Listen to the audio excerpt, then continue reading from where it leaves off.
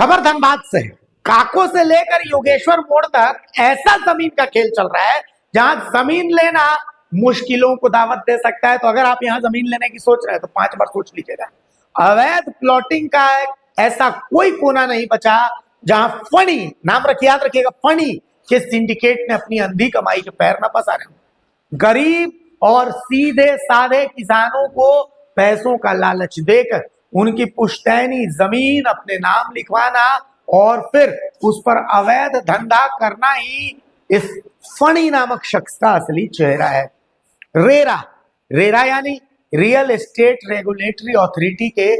कड़े नियमों को अपने पैर की जूती समझने वाले फणी ने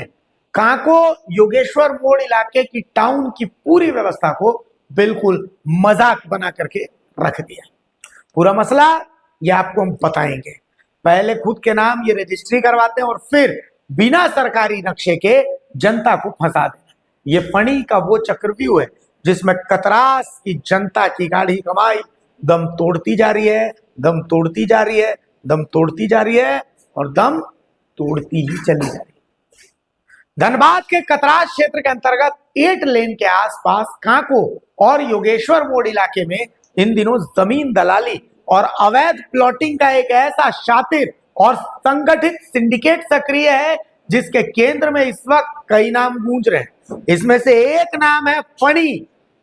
ये सबसे ज्यादा गूंज रहा है और ये नियमों को ताक पर रखकर इसकी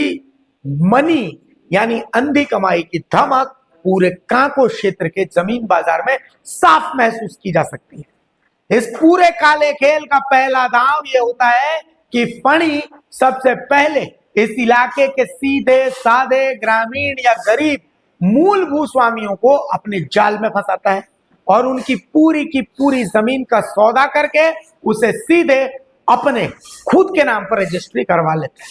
जिसके पीछे की सोची समझी रणनीति ये होती है कि भविष्य में अगर कोई कानूनी अड़चन आए तो कागजों पर यह मुखौटा लगाया जा सके कि वो कोई कॉमर्शियल बिल्डर या डेवलपर नहीं है बल्कि अपना निजी मालिकाना हक वाली जमीन को बेच रहा है, चूंकि वो एक गरीबी के दौर से गुजर रहा है। एक बार जमीन अपने नाम ट्रांसफर होते ही खेल का दूसरा पड़ाव शुरू होता है, जिसके तहत बिना किसी रेरा रजिस्ट्रेशन के, बिना टाउन एंड कंट्री प्लानिंग विभाग से लेआउट पास कराए और बिना किसी स्थानीय नगर निकाय और परिषद की अनुमति के नियमों की सरेआम धज्जियां उड़ाते हुए उस पूरी जमीन को दर्जनों छोटे छोटे अवैध टुकड़ों और प्लॉट्स में तब्दील कर दिया जाता है, जहां न तो पक्की सड़कों का सरकारी रिकॉर्ड होता है और न ही ड्रेनेज या बिजली पानी जैसी बुनियादी सुविधाओं की कोई गारंटी होती। इसके बाद अंतिम और तीसरा दांव शुरू होता है। इसमें बिना किसी सरकारी अप्रूवल वाले और विवादों से घिरे प्लॉट्स को कतरास और आसपास की उस भोली भाली आम जनता को सुनहरे सपने दिखाकर ऊंचे दामों पर बेच दिया जाता है, जो अपने जीवन भर की गाढ़ी कमाई से एक आशियाना बनाना चाहती है और फिर दलाल के नाम से उन खरीदारों के नाम पर दोबारा रजिस्ट्री का खेल करके करोड़ों की अंधी कमाई सीधे अपनी जेब में डाल दी जाती है। इसलिए काको या योगेश्वर मोड़ के पास जमीन लेने की सोचने वाले हर व्यक्ति को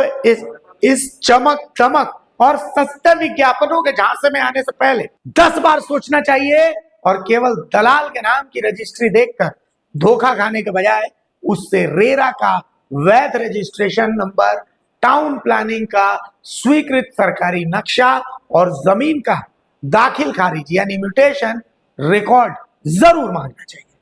क्योंकि अगर आप इस जाल में एक बार फंस गए तो फिर आपकी ईमानदारी की कमाई किसी दलाल के रसूख और अंधी कमाई का जरिया बनकर रह जाएगी और आप जिंदगी भर सिर्फ कोर्ट कचहरी और अंचल कार्यालय के चक्कर काटने को मजबूर हो जाएंगे, बर्बाद हो जाएंगे। तो ये हमारा सुझाव है कि जमीन अगर इधर ले रहे हैं 50 बार जांच जरूर कर लीजिए।